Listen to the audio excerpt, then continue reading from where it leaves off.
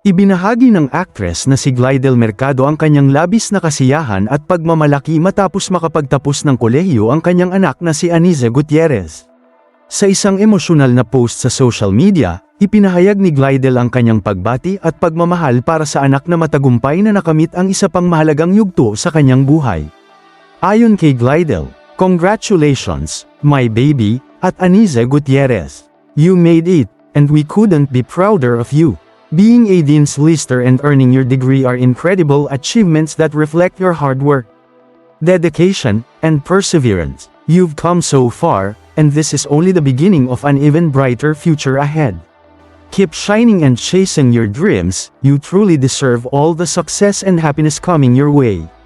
We love you so much and we'll always be proud of you."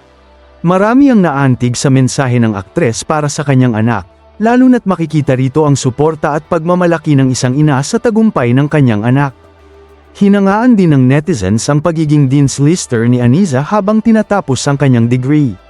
Bagay na patunay umano ng kanyang sipag, dedikasyon, at tiyaga sa pag-aaral.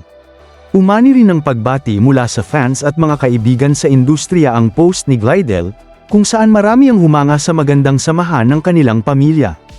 Para sa marami, inspirasyon ang ganitong klaseng suporta ng mga magulang sa pag-abot ng pangarap ng kanilang mga anak.